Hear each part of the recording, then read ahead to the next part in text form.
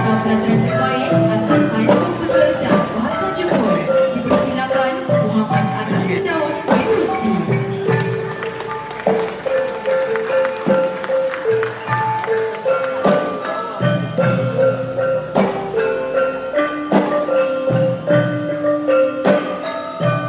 Bagi anugerah mata pelajaran terbaik bahasa Cina, dipersilakan Ainul Syifa binti Syamsuddin.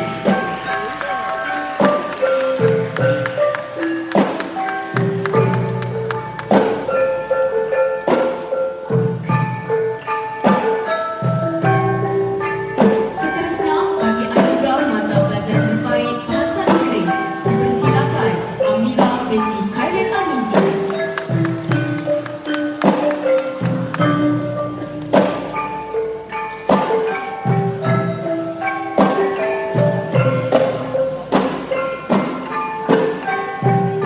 Bagi anugerah mata pelajaran terbaik bahasa Melayu, dipersilakan Nur Fatik Farhana binti Mustafa.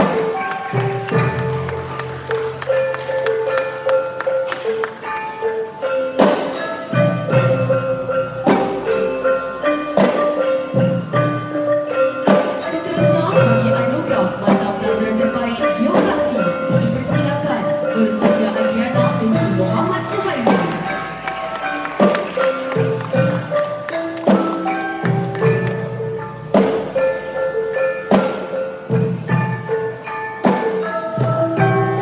Bagi anugerah mata pelajaran terbaik Pendidikan Islam, dipersilakan Iman Kaisa binti Muhammad Akmal.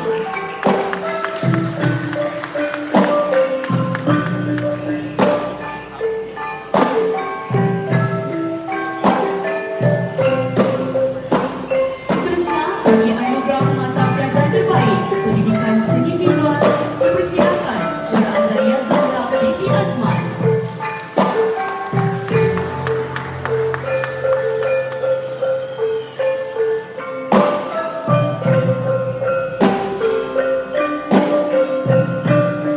Bagi anugerah mata pelajaran terbaik Pendidikan Jasmani dan Kesihatan, dijemput Muhammad Syafiq Ashraf bin Muhammad Zafri.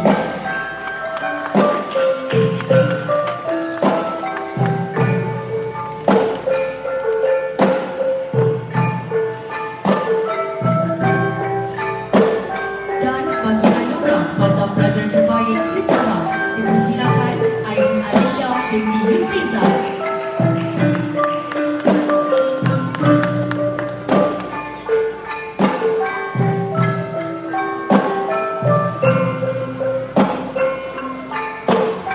Bagi pendidikan terbaik dalam tingkatan 3, dipersilakan Muhammad Hanif Ryan bin Muhammad Hisham.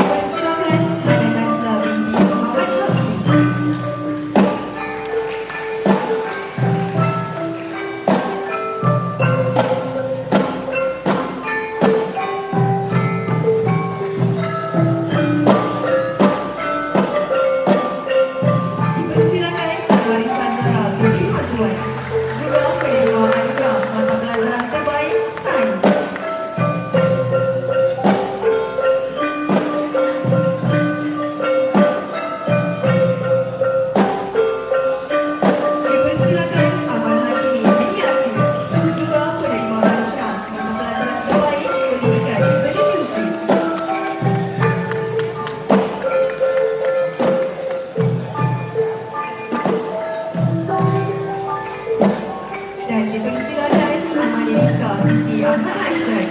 Juga penerima anugerah Mata Pelajaran Terbaik Bahasa Arab dan Reka Bentuk dan Teknologi.